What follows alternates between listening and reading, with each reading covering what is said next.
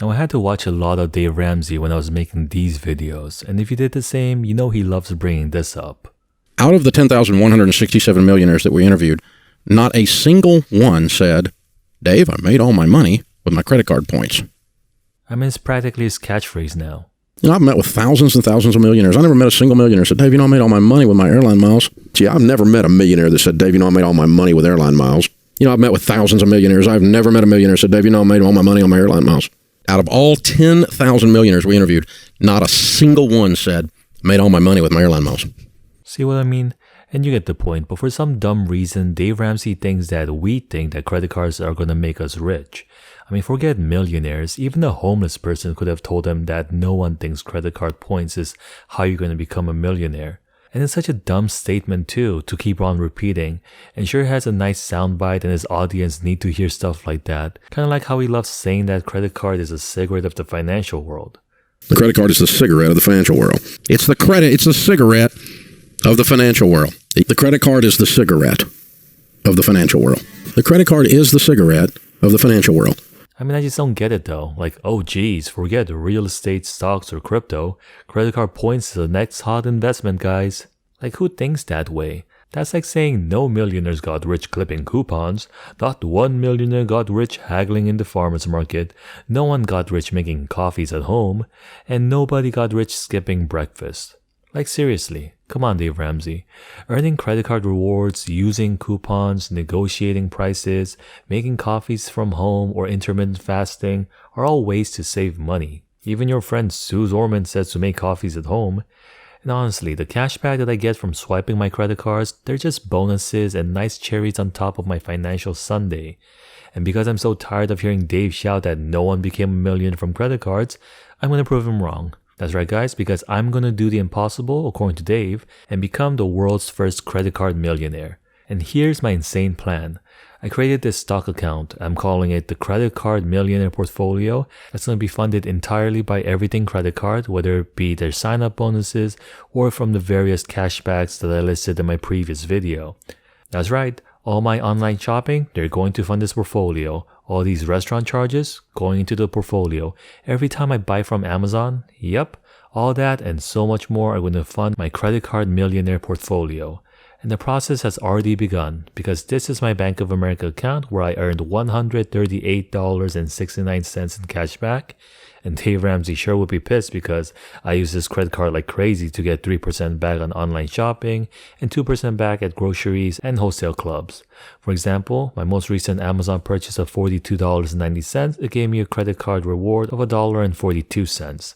And all this added up to that $138.69. And while I already redeemed $17.54, I'm not going to consider that because this is a brand new portfolio. So only money I have redeemed moving forward is going to be going into funding it. So on Friday, I redeemed that entire amount to pay off my credit card statement and I deposited the exact amount into my Credit Card Millionaire portfolio. And just like Christmas celebrates the birth of Jesus Christ, praise be because January 7, 2022 is the day that the world's first credit card millionaire portfolio was born. And I first bought in with just $38.69 and I'm going to be dollar cost averaging the remaining $100. And don't worry about these two entries because they cancel out anyway and they're not going to affect this portfolio. If you're wondering whether I'll have enough money to keep this portfolio funded, don't worry because here are some of my past redemptions. For example, $17.54, $37.94, $20.49, and $43.88. And mind you, all this just came from one credit card. And here's some of my other cashback balances. In my Citi Double Cash account, I have $44.35 ready to deploy. And with my Chase Freedom Flex, I currently have a war chest of 36,432 points. That is the equivalent of $364.32. And the more I swipe, of course, the more funding the portfolio will receive. And I did a quick math, and last year, according to my spending tracker, I put $20,471.36 on my credit cards, and let's say I got just 2% back on them, because Dave Ramsey's little mini-me over here thinks 2% back is some kind of joke. The whole 2% cash back, that one is one of my favorites, because you know what 2% of $1,000 is? $20. $20 to spend 1,000, and that's not a great deal. So let me get this straight. If you spend $10,000, you get $200. Ding, ding, ding. That'll make you rich. Yeah. Spend 10,000, get 200. That's a formula for wealth building right there. Yeah. We did an analogy. Did you people go to grade school?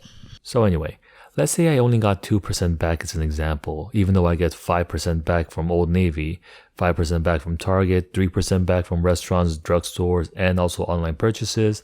But even with this hypothetical 2% back, that's still $409.42 in cash back just from last year. Let's bring up our trusty compound interest calculator and plug in the numbers. My initial investment of $38.69 and $409.42 of cashback I received last year divided by 12 months equals $34.12 a month. And let's invest this for 50 years. And for the next number, we're going to jump back to my portfolio so I can tell you guys what I'm going to be buying in this credit card millionaire portfolio. And originally, seeing how Dave Ramsey hates banks and credit cards, my portfolio was going to consist of 50% VFH, which is Vanguard's financial ETF that includes names like JP Morgan, Bank of America, and Citigroup, with the remaining 50% split evenly between Affirm, Block, MasterCard, PayPal, and Visa. But I decided to just keep it simple, so I'm going to go all in on VUG, Vanguard's growth ETF.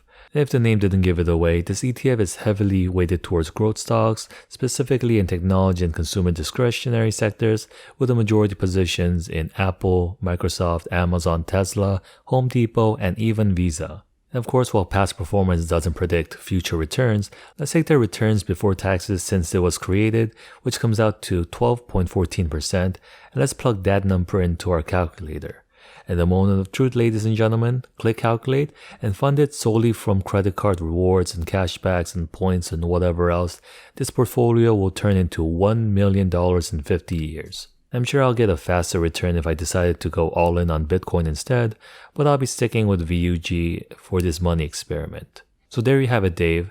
You said you never met a credit card millionaire, but don't worry, you'll meet one soon enough. But in the meantime, if you're still watching, first of all, what the hell are you still doing here? Go out and enjoy your life. And secondly, subscribe to get updates on my brand new credit card millionaire portfolio along with my other portfolio updates. Don't forget to use my M1 Finance link below to get $50 totally free when you open and fund your account. But I think that's enough talking for one day, so I'll catch y'all next time with more financial shenanigans.